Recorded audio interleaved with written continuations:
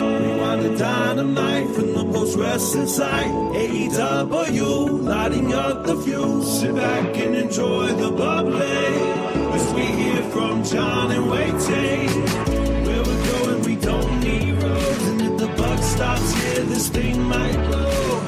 Everything you hear are opinions of the show. And if you don't like it, go to the forums and let them know. And we are now going to get into our review of Dynamite. Welcome all, and we are going to Huntsville, Alabama, the Von Braun Center. 2,134 people. Von Braun, a brand I've not heard of. Well, this is a pretty old building in Alabama. Oh, so not even a brand, a person? This is I don't know the history of Von Braun, if you're going to put us on the spot with a history lesson as we speak. But this is a rather old building. Von Braun, in honor of Werner von Braun, the German-American rocket scientist. All right. Well, so whenever they say it's not rocket science, that did not deter the man. Anytime we go to a building that's not named after like a bank or like, I don't know, a crypto service, I think it's a win for society. Yeah, we're not doing this on Saturday for Lucas Oil Stadium. No. Mm-hmm.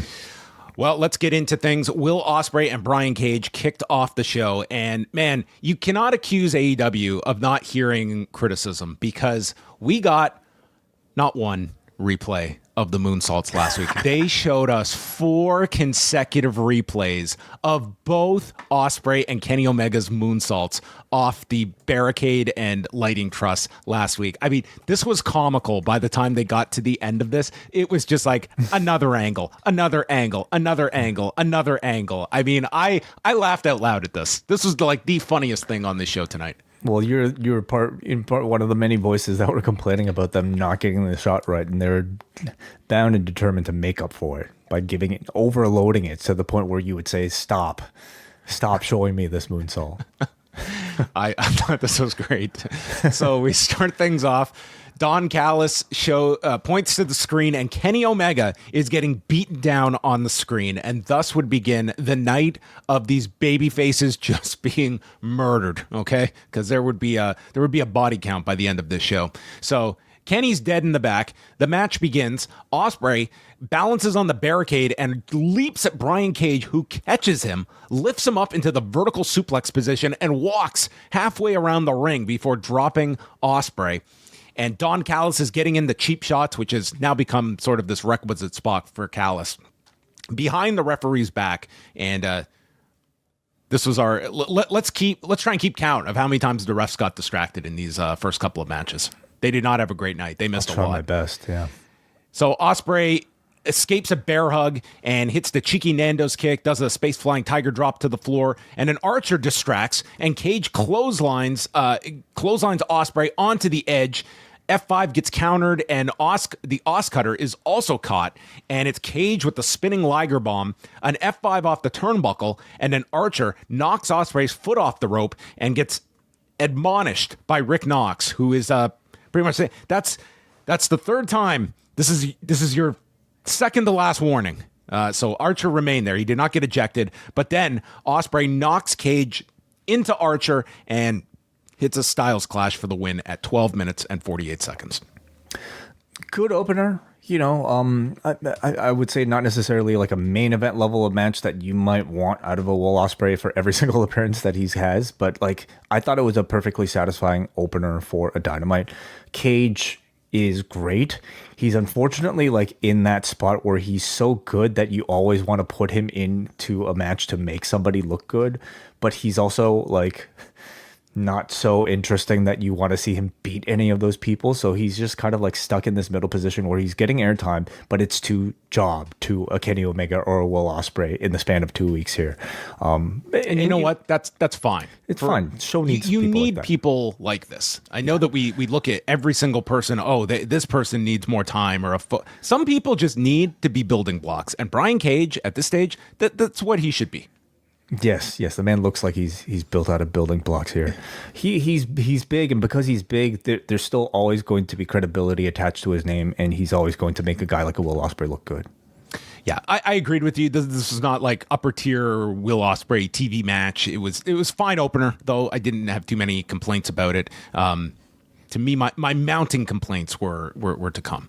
Archer then attacks with Brian Cage, and they're explaining, well, we just saw Kenny Omega laid out. He's hurt. And with that, his music plays, and he comes out with a chair to fight them off, and then Omega just whips this chair right into Brian Cage's face, and Taz says he's having flashbacks to RVD. I mean, this thing just bounced off his head. Fletcher and Takeshita run down, so it's a 4-on-2 beatdown as Ospreay and Omega are hit with a tombstone and bastard driver simultaneously, and we have Ospreay eventually carrying himself over to cover Kenny Omega like he is like Moxley and Eddie King. This spot is always going to take me back to that Revolution and the countdown that was not. And these are our first two baby faces to go through the audition for the Passion of the Christ. Well, last week they did those double moonsaults, right? You know, they had to get their comeuppance this week. Yeah, I guess so. Although maybe not as spectacular of a scene. Again, it was fine. I'll just say predictable is maybe what I would call it. You know, like last week, yes, the baby faces got the advantage, but you got some spectacular visuals to go along with it, and you know the baby face is standing tall at some of these segments. That is not predictable on these shows. Okay. Anyway, but even with the heels, you know, getting the advantage of this particular week, I think I wanted something a little bit more interesting, you know, than just like, hey, they came out, they outnumbered them, and they beat them down, and that was sort of it. Yeah, we should note that they are doing a collision taping right after this one. So they were doing both shows in one night. I would just say, like, if I was just a paying fan to go to this show, and again, not knowing what's on Collision or whatnot, if this was all I had of Kenny Omega, I would have left a little disappointed. Like, it's no promo, it's just a run in and beat down, and that was kind of all you got. And like, Kenny Omega is kind of, like, to me, if there's one person that is sort of that person that is drawing a kind of lapsed fan to go to a show, it's him. And it's tough. He can't be doing matches every week, but he needs to do a moonsault off of a lighting truss. Well, you've set the bar pretty high now. You've got to be doing that weekly. So even for Huntsville. Yeah. So continuing, obviously, the focus on the attack on the intestines. What is it? Like 20 feet of intestine that they pulled out of him, something like that. 2 feet. 20 feet. I don't know if we would be seeing Kenny Omega these days. I guess this is also their way of increasing the bond between Will Ospreay and Kenny by having Ospreay cover Kenny. So they're more than best friends now. Support for this podcast comes from NordVPN. Many of our listeners already use Nord to access cheaper prices to AEW pay-per-views or ad-free international versions of WWE programming. But the benefits of a VPN go beyond streaming, especially as online criminal tactics are becoming increasingly sophisticated. One threat that's been on the rise is SIM swapping, where just a bit of your personal info can help criminals impersonate you to your cell provider and virtually transfer your SIM card to their phone. Using a trusted VPN like Nord, especially when using public Wi-Fi, helps keep your data safe from prying eyes on the same network. Over at nordvpn.com/postwrestling, you can sign up for a 2-year plan for just a few dollars per month and get 4 bonus months with our link. Again, nordvpn.com/postwrestling. Try it with a 30-day money-back guarantee. Stay safe and enjoy all the benefits of a secure internet with NordVPN. Renee is outside of Swerve's dressing room, and Hangman comes by, and he goes into Swerve's room looking for him, but Swerve isn't there. So this was like an odd event. And then he leaves the dressing room, and he bumps into MJF, furthering that issue between them. And then MJF complains about how Hangman is treated compared to him, and he addresses Jeff Jarrett, and he suggests something called the Last Outlaw's Last Ride. The Last Outlaw's Last Ride. I don't know if that's necessarily a match. I think he's just like, you know, saying that he's going to end him. Well, maybe it'll be a tried and true special where Jeff Jarrett will have to beat hand-selected opponents of MJF's. Oh boy, to get to the last ride. Can't wait. So there was a lot going on here with Hangman Page in 20 seconds. Yeah, the Page stuff is most interesting, certainly. You know, obviously a continued a tease of an MJF versus Page match or feud or something down the line in the near future, but also a tease of a Page and Swerve alliance. So now that they're both baby faces, you would expect that they would perhaps resolve that somehow. I don't want these guys to be on the same page. You need like the force of God to put these two together. I think this is one feud that these two should be arch rivals. It's got to be a really compelling reason to ever have these two together for all that you have built between these two, like this blood feud that should be ingrained in these two. But after you've gone to war, after you've syringed a man, after you've threatened their baby, after you'd burned down their childhood home, what more is there to do? Come on, like in a UFC fight, after like two people go to war and they have like the biggest battle, they're making each other bleed, saying the worst things before the fight to each other. Then you have a nice big hug after you let it all out. Maybe they've just let it all out and now they're best friends. I don't know about that one. Hobbs is not cleared to travel, but he tells Big Bill, "We are going to hell." Sounds wonderful. And hell is just the beginning. So is there a worse place than hell? Not Huntsville, I guess. Yeah, maybe, I don't know. Maybe Detroit. Maybe Hobbs has been following some of these confirmation hearings. He knows something we don't. You know what blew my mind, though? They showed Hobbs from last week on Dynamite. To my understanding, they didn't show any of this parking lot brawl that him and Big Bill had on Saturday. It was an awesome brawl that they had. And did they not? Again, okay. Unless I missed it. I thought they only showed the footage from last week. But nonetheless, Hobbs is not here. We'll hear from Big Bill later. Claudio Castagnoli, Jeff Jarrett, in Jeff Jarrett's quest to fight for the AEW title. So Jarrett escapes a neutralizer early on, and Yuta appears in the crowd and gets warned by Bryce. So Jarrett kicks him in the knee, and we see Claudio duck an enziguri, giant swing, and applies the sharpshooter. But Jeff Jarrett, he knows the sharpshooter, so reverses it, and he puts the sharpshooter on when Yuta slides a chair in, and Jarrett releases it to go after Yuta. Then, with the ref's back turned, Jarrett ducks a chair, goes for the stroke, but when you know what?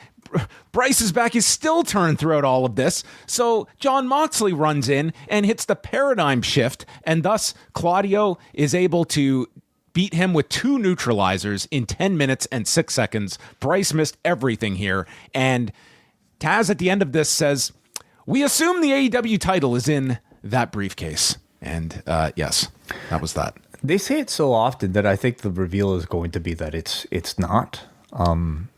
And maybe it's something else. It's a replica title. It's the digital media title. It could be PCO's version. Yeah.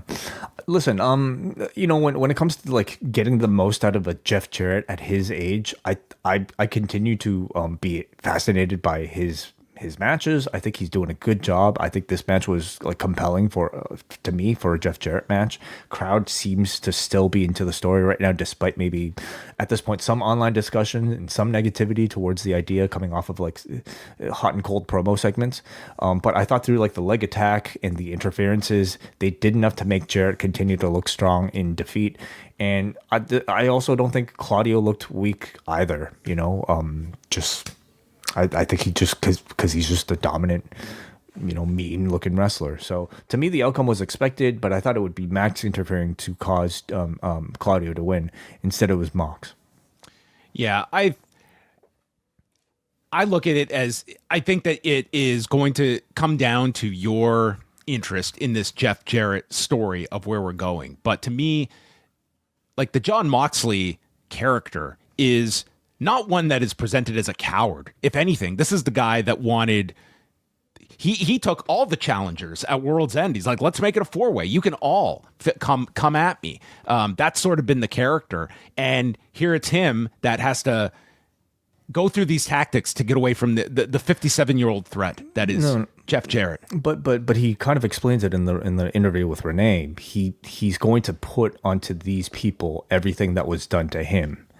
So cheating is his way of trying to challenge these guys to overcome the cheating. Okay, well that's quite the exercise then. They have to overcome the cheating. Yeah. So outsmart him is what he is asking you to do. Yeah, like I would have said the same thing as you prior to this, but I think like that clip that they even showed tonight from that Renee interview, I feel like at least gives us some explanation for why they're doing all this, like cheating so much. Well, Jarrett is left on his back as the Death Riders exit, and we have a light chant of Double J, so he is left laying. Then MJF comes out, and Jarrett gets to his feet and goes to speak when Jarrett gets nailed with the Dynamite diamond ring. So this guy got laid out a second time. And MJF says, I respect my elders, therefore I won't say I told you so. And Jarrett is left laying. Yep.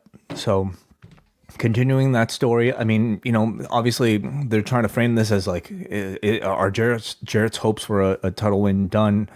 Obviously not, because we all expect him to be a part of the Owen at the very least, if not maybe further campaigns. But clearly at this point leading to a Jarrett versus MJF match, what, Revolution? We could assume. Do you think they'll stretch this one out that long? That's like 6 weeks. They could.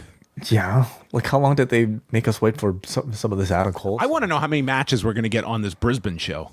Like we have 2 weeks. We have 2.5 weeks until this show. We have 2 matches so far, but it's going to be, what, minimum 2 hours. You would think it's going to be at least a 2-hour slot. Sure. How many matches do we have right now? We got 2 matches. It's just the 2. It's Mariah May, Storm, and the tag match with Omega and Ospreay. That's going to be at least an hour between those 2 matches. Okay. I feel. Well, this is going to be a very small plane. They'll need to fly to Brisbane. I guess you could do MJF and Jarrett on that one.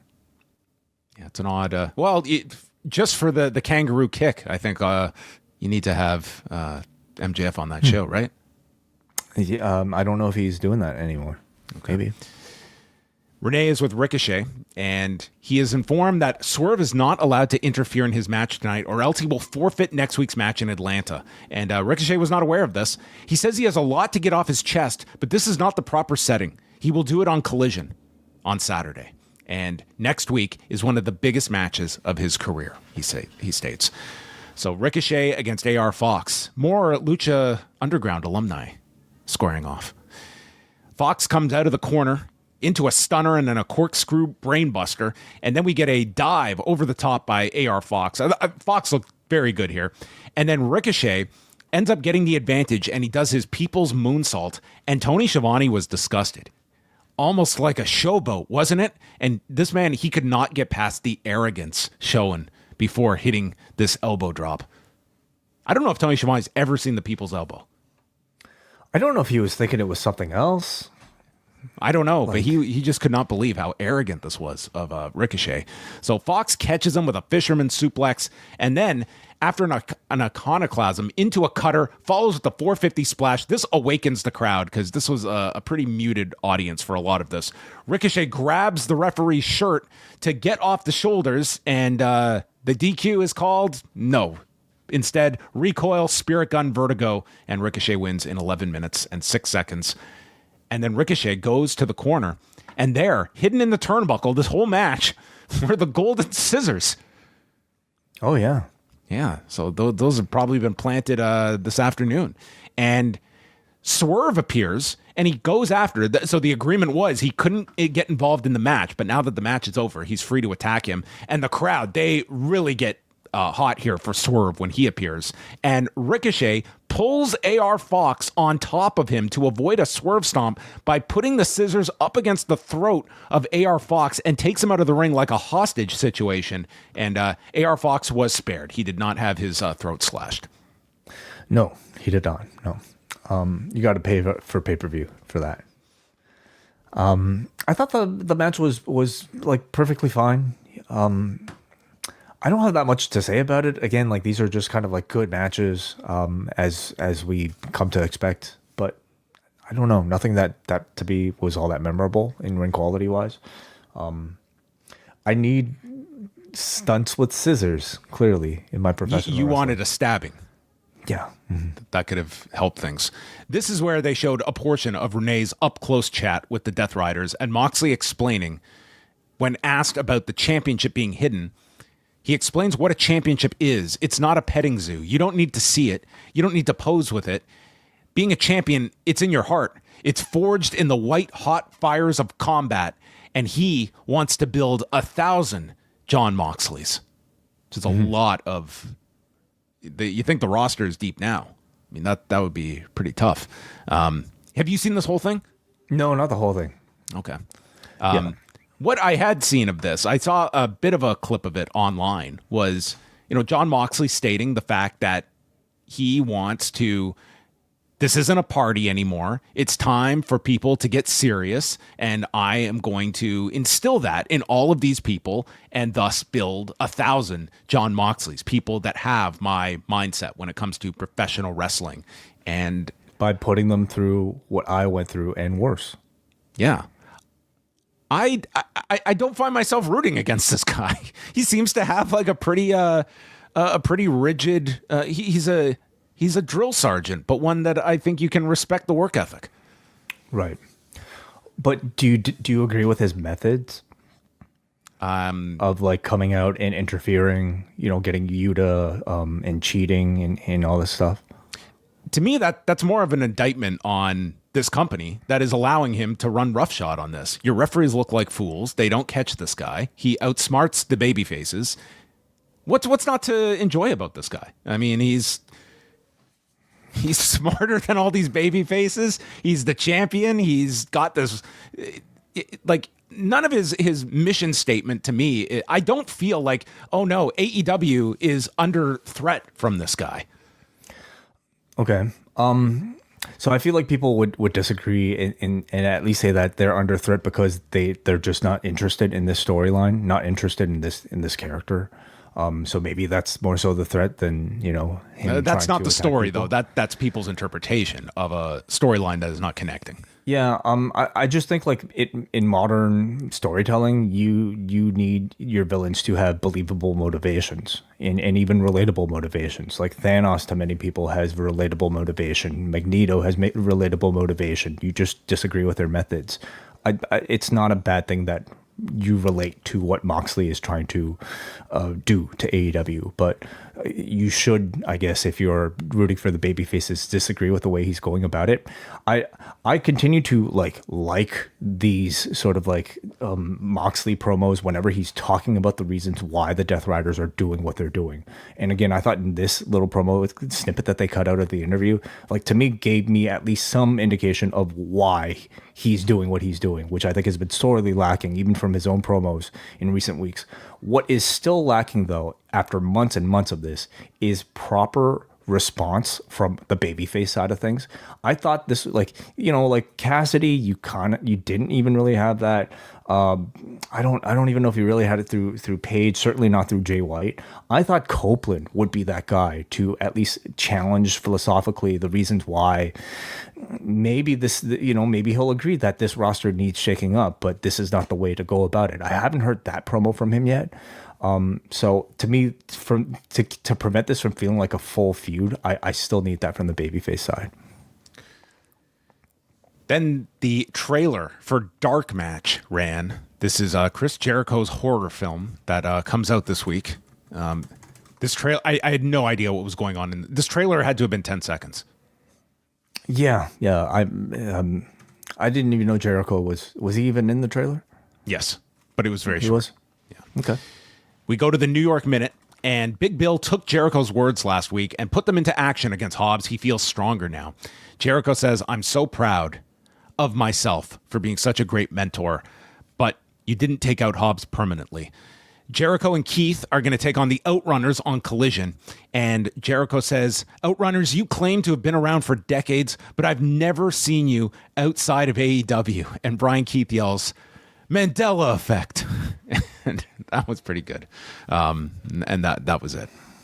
So is this like where are we at with Jericho and the Learning Tree? Is this their feud right now? Big Bill's got the thing with Hobbs.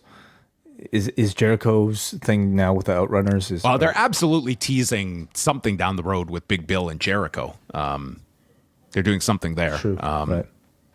Maybe that will be Final Battle 2025. Oh, maybe. Okay. Jay White against Wheeler Yuta.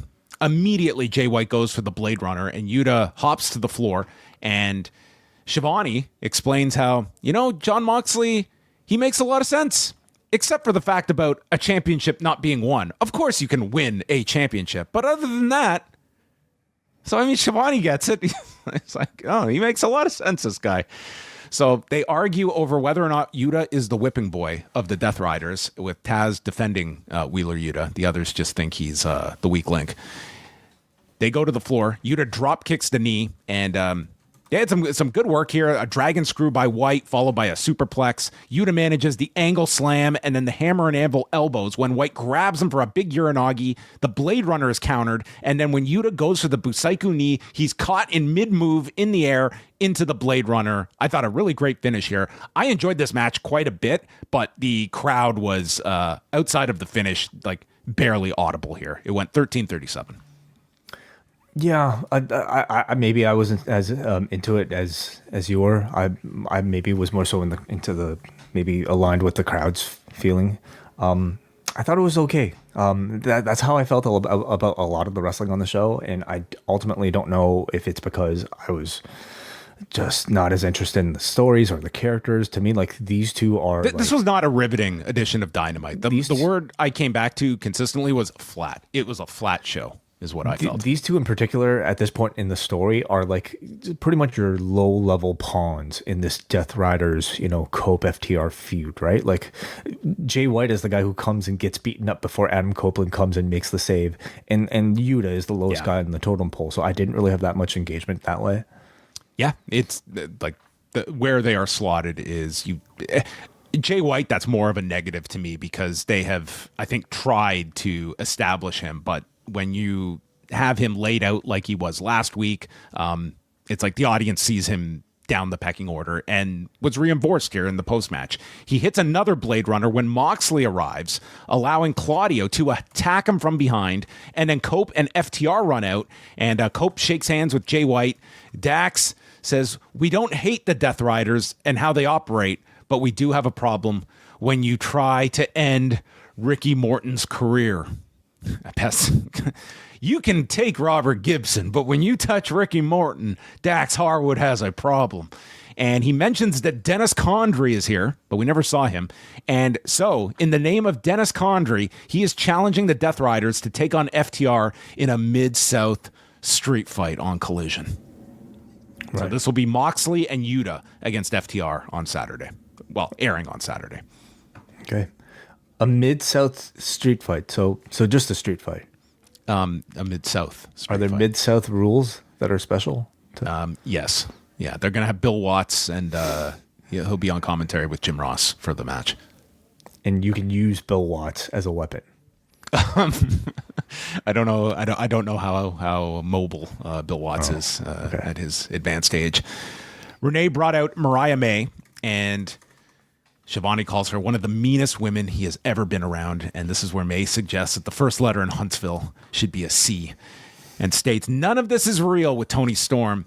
Says, Tony, you can play the role of the Tony Storm that gave her heart to a woman who used her for her gold, or you can play the role of Storm, whose most memorable moment was bleeding and crying in my hands, or the version who walked out of Wembley Stadium, left Japan and left Mexico because she couldn't beat me. And no matter what, the ending remains the same. And when you're this good, you don't change a thing. And Mariah May is the woman from hell. And I will remind you that for the rest of your life. And up comes the graphic. AEW Grand Slam Brisbane. TNT Max. Figure out when. So no official announcement about the time. Not on this broadcast. They never mentioned the time, even though it is now listed on the TNT site for 10:30 that night. Or whenever the basketball ends. Well, would be great if they could convey that. Why they can't, I have no earthly idea why they cannot say that, and why there is any confusion at this point when we have 2 more weeks for this until this show happens. Yeah, it's true. I certainly think by next week, the go home show, I have to think that 2 weeks. They have 2 more Dynamites. Oh, 2 more. Okay. Yeah, it's the February 15th is the show. Okay, well, they got plenty of time, John. Come on, what's the rush? Yeah, it's a moving target. I thought it was a really good promo from Mariah May. Yeah. The segment of the week obviously was the one on Saturday, and I'm assuming in the in the 4 TV shows that they have to promote in the next few weeks leading up to Grand Slam, they'll have some more interaction between the two, and the physicality between the two I think is going to be what I'm watching for. It's 50% of the card right now. So at the moment, they're scheduled to go an hour. So Yeah. And then we had a vignette for the Guns. Colton and Austin. They were at the barbershop. They were at the gym. They were in the ring. Okay. I mean, just a bit of a teaser to tell us that they're coming back. Seemingly as baby faces. Like, this felt like a very babyface in tone type of video. Recounting, I think, their past glories. And obviously with Jay White as a babyface, you would expect the reformation of the Gun Club to be a babyface unit. Right? So here's the lineup for Collision. Hook and Samoa Joe against Nick Wayne and Kip Sabian. Jericho and Keith against the Outrunners. A triple threat with Daniel Garcia, Kyle O'Reilly, Lee Moriarty for the TNT title. The Mid-South Street Fight, and we will hear from Tony Storm. But now we're hearing from the Hurt Syndicate, who begrudgingly do credit Private Party. They put up a great fight. Unfortunately, they ran into the most dominant team, and we will take on anyone. So there you go. Don't say that Private Party didn't get something out of this run. Yeah. They were congratulated on the way out. A peaceful transfer of power. Just a Takeshita video. He's great. That was kind of the synopsis. And we recap the angle from earlier tonight with the beatdown of Omega and Ospreay, Claudio beating Jarrett, just recapping.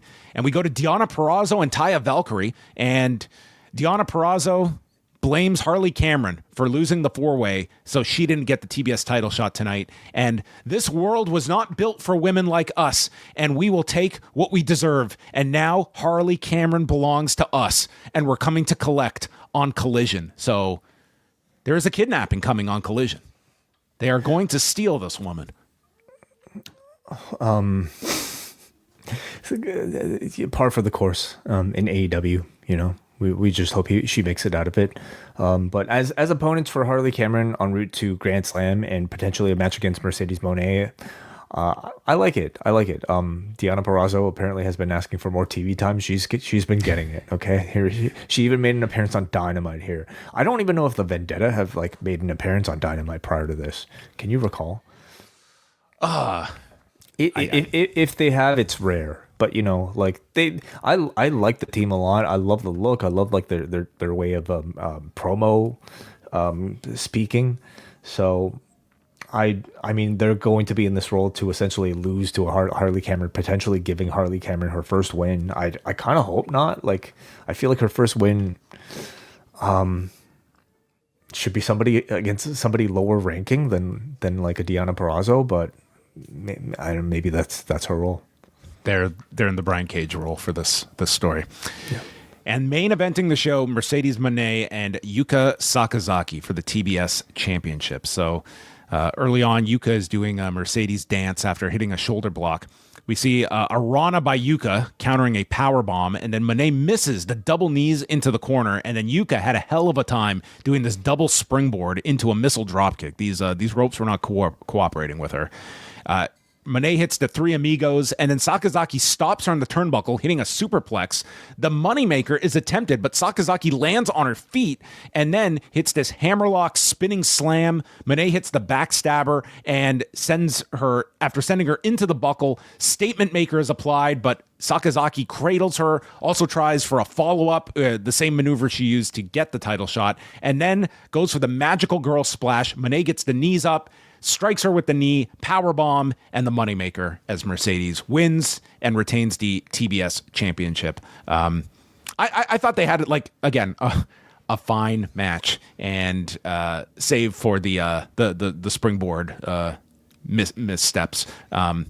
Overall, I just thought this was a very flat episode of Dynamite with a crowd that they got into certain things, like they got into Swerve in a big way. Like there were some things where this crowd livened up, but it did the crowd, he was not great. And also what they were watching, like, again, it was a very fine show that I don't think you're going to give much thought to the moment you're done watching the show. Like, it did not feel like a major, like, what big event occurred on this show that you tuning in left you with? Like, what massive advancement was made in any regard for any of these key stories? And it was just 2 hours of fine wrestling. When we're grading the show just like on a technical basis, there's really nothing that that much wrong I could say about any of it. I thought, like, again, all of it was like passable to good. But I think when you're asking for a wrestling viewer's time, when you're asking them to sit down for 2 hours these days, I think the bar has been set a lot higher, and you don't just want to give them something that's passable. You want to give them something that leaps off the page, leaps off the screen, and gets people talking and is memorable.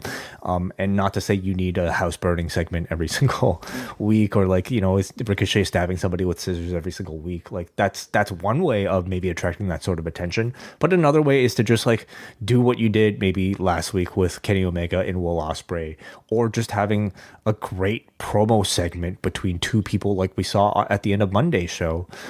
This show, again, had a lot of like okay wrestling, you know, but it just okay at this point is not necessarily something most of us have that much care for. We need something pretty exceptional, and this show unfortunately didn't really have any of that. Can you think like what was the best thing on the show? Like I'm really struggling. All the outcomes were pretty predictable. You know, none of the matches I would say were so good that I would even recommend that somebody go out of their way to watch. Even in terms of like storyline advancement, like how much did we really get? There was nothing. Like there were no big announcements. Like they made some announcements for Collision. You know, Swerve came off like really well in like the post-match thing, but you know, by the end of this show, did you feel like Swerve and Ricochet is this huge match for next week that Did you feel like you needed to see that segment to, like, if you missed tonight's Dynamite, what would you tell somebody to go back and watch? Well, I would have been very negative if they had kept those two off the show. Like they've been building this match for weeks, but by the end of this show, like, does that feel like this big match that has had a 3-week build for next Wednesday? Like it was the scissor angle. Yeah, we unfortunately we need something that feels as big as a scissor angle to at least, you know, build the attention back up for it. Again, I don't necessarily need scissors. I just need something like interesting, you know. Mm-hmm. Yeah, the show did not really hit those markers, and I think you should have you know, that one big like headline story coming out of a show, whether it's a match, big segment, you're announcing something. This kind of felt like a paint by numbers Dynamite overall. Mm-hmm. But maybe you think differently. We will be getting to your feedback in a little bit. But before we say goodbye to all of the people on the Post YouTube channel, we're going to quickly go through the Royal Rumble that is coming up this Saturday night with a 6 p.m. start time from Lucas Oil Stadium in Indianapolis, Indiana. This is already over 62,000 tickets out for the show, according to WrestleTix. The gate is probably going to be north of $10 to $11 million is probably the neighborhood. I don't think we're gonna get a gate figure. TKO has not been. They used to release gate figures, but have not been for quite some time. But 4 matches thus far, 2 of which are Rumble matches. Do you think this will be the amount of matches we have? Do you see any last minute match being added to bring it up to that magical number of 5? I do, because this is a stadium show for a massive crowd, and I imagine maybe a slightly longer pay-per-view window than 3. I'm guessing 3 to 4. And for that reason, I could definitely see one more match being put in there. Yeah. Well, we will save the Rumble matches for last. 2 out of 3 falls for the WWE tag titles, DIY against Motor City Machine Guns.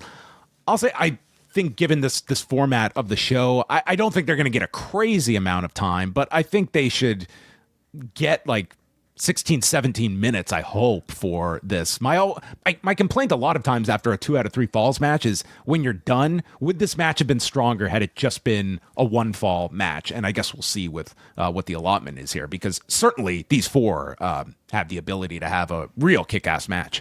Yeah, a 2 out of 3 falls match is an interesting choice on a show that already almost guarantees 2-hour-long matches. You know, like, will the audience have the want or the attention to want to see, I don't know, like a 20-plus minute match here between DIY and the Motor City Machine Guns? I'm probably with you. I could see this going sub 20, maybe around 15 or something like that. Now, can you build a satisfying 2 out of 3 falls match in 15 to 17 minutes? It's tough. Yeah, depending on the pace of it, let's also not like it's possible they could do 2 straight falls. Like that's not completely out of the realm of possibility if they have creative booking enough. But I don't see a total change here. I think DIY are they're the heel threat that have just won the championships.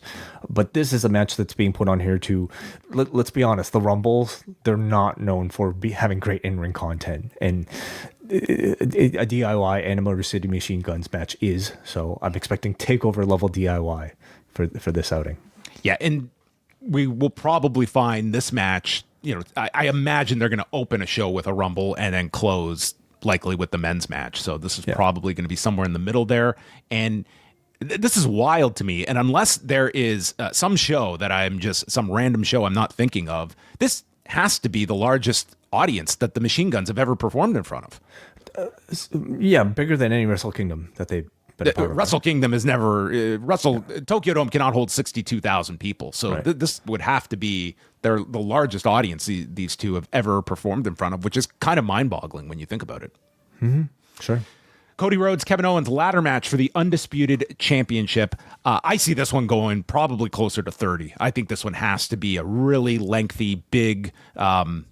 I think the blow-off, ultimately. I think you can make some interesting arguments if you went the Owens direction. I just do not see it happening. And I imagine Cody retains, and you have, Cody's Mania opponent setup coming out of this show should probably be where you want to be by the end of Monday's edition of Raw. But I think, man, for such a big show and the ladders involved, I think of what Kevin Owens did in some of these ladder wars in front of 2,000 people, if not less. And I think he'll probably go all out in this match. And I guess it'll be interesting if there's any Randy Orton on this show, if they hold him off, what that involvement is, because you would think that once this program is over, it should be Orton coming back for revenge on Owens and ultimately down the road being another potential opponent for Cody.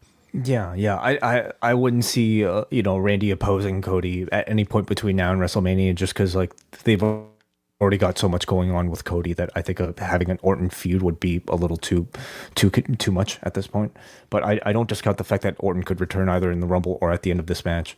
What about the idea of, since Sami Zayn has been involved in all of this, he has to be there somewhere, I would think, in this. And has Zayn not declared for the Rumble? He is in the Rumble. Okay. But man, he's so attached to this particular match. The idea of doing like Cody and Randy together against Owens and Zayn coming out of this in Toronto is something you could get to. Potentially. I see Zayn maybe sticking more to the singles route and maybe even being in the chamber match. So the match itself, I've seen some speculate that they could do the title change because, listen, a number of Cody matches are so big that they don't necessarily need the championship. That might be true, but those big matches will be bigger with a championship. And I just know the way that this company probably wants to headline their show with their biggest names, with the biggest title. I think Cody retains the championship. And if he's facing Punk, if he's facing Cena, if he's facing whomever, The Rock comes back, they probably want that belt up there. Well, you have the People's Championship. Are you forgetting about this? I am forgetting. Or was that retired? Did he give it away? He gave it away to Mom. Yeah. So I'm with you. I think that, if you're looking at a Cena option, it's bigger with the championship, and I would see them going that direction. But this should be quite the spectacle, this match. Mm-hmm. All right, let's go. Let's start off with the Women's Rumble. And again, these odds coming from a Bet Online. So let's look at the odd. Who do you think is the odds-on favorite to win the Women's Rumble? Charlotte. Charlotte is a minus 200 favorite, followed by Bianca Belair. And after that is Io Sky, Becky Lynch, Alexa Bliss, Liv Morgan, Jordan Grace, Jade Cargill, Naomi, Nia Jax, Tiffany Stratton. That's Stratton, Jax, and Naomi are 50-1 underdogs to win. So those are some of the options out there. Who comes to mind? Because this one I think is pretty wide open in terms of the different ways you can go, and which championship you direct the winner toward. In terms of what's been teased, I mean, we don't have so much direction beyond Tiffany. Well, the Charlotte vignettes, which have aired always next to a Tiffany Stratton appearance on 2 editions of SmackDown so far. So I think that's just what people are speculating. Beyond that, I mean, we haven't really had any sort of tease of like what's in store for Rhea Ripley. Certainly, like, what are people rumoring? What Rhea versus Belair? Is that one of the rumored matches? Like, why is Belair such a high, or at least second highest in that list? I mean, when you're looking at this field of like potential winners, like, yes, Charlotte and Becky, you would think, okay, automatic contenders that you could have come back and win this. But of people that are been announced, and this is the only list we have Nia Jax, Bayley, Charlotte, Naomi, Belair, Liv, Raquel, Lyra Valkyria, Ivy Nile, and Io Sky. Like, Io and Bianca are the only ones I could make that argument outside of like Charlotte and Becky that are kind of in that realm of who you could see winning this. And Belair winning is not the most like outlandish outcome here. And yeah, it would be an opponent for Rhea that you could go with. And Rhea could also lose the championship to a Naomi or a Jade, for instance, if like, Belair is to play out her storyline with the title at stake. But I do personally think it'll be Charlotte. Do you expect Becky in this match? I do, yeah. Do we expect Alexa Bliss? I don't throw it out at all. I think this time of year you're going to get a lot of there was the story about her return being halted due to like contract negotiations, and she tweeted a photo today of her with her child with the caption, "If you need me, I'll be here for a while," with a white heart. Yeah, I think you get a lot of this around Rumble time. I do not take any of this stuff as gospel. The baby is going to be in the Rumble. That could be the surprise. The baby winner. is signed. Yeah. I think there's a decent shot. Like, listen, the women's match is the one that I could see them loading up with like a bunch of NXT appearances, maybe your cameos from some people from the past. Like, they need to fill this up. And then other people on the roster to make up the 30. This is the match you put more of your surprises in, because I really don't think the men's match needs a whole lot of the surprise entrance or anything. Like, it's such a deep field of your main roster talents that outside of like maybe one blast from the past and a couple NXT people, just round it out with the people. Like, the match stands on its own for me, the men's match. I don't think it needs a whole lot of the extra, the surprise pop that the women's match could use that kind of thing. Who are some of those surprise names? For the men? For the women. Oh, for the women. Well, Medusa was just there. I mean, the thing is, if you go up and down the alumni, they've kind of run the gauntlet of all of them, essentially. Like Jazz. Yeah. I would love to see Jazz show up or something like that. There's a lot more connection now through the TNA relationship that we could get people like Gail Kim show up. Really, like any number of notable wrestlers from TNA, I think are eligible now. Obviously, Jordan Grace. Jordan Grace. Just when we're talking about the games, Jordan Grace has claimed that she will be hosting a party for her mother that weekend. Yeah, again, I would take all this stuff with a grain of salt. I'm 100% hosting my mom's 50th birthday party this weekend, and with a photo of a ticket, plane ticket. So it's fun. We're just having fun. But I think like we could speculate. Like, what do you have odds on that? Like who might be surprise entrants? They list like potential winners. So let's go down here. You just give me your thought if we will see this person. Okay, you just say yes or no. Jordan Grace. Yes. Jade Cargill. Jade Cargill. Interesting. I want to say no. I'm going to say no too. I would rather she come back on TV. Asuka. She's been out since May. Is she still injured? What's the status?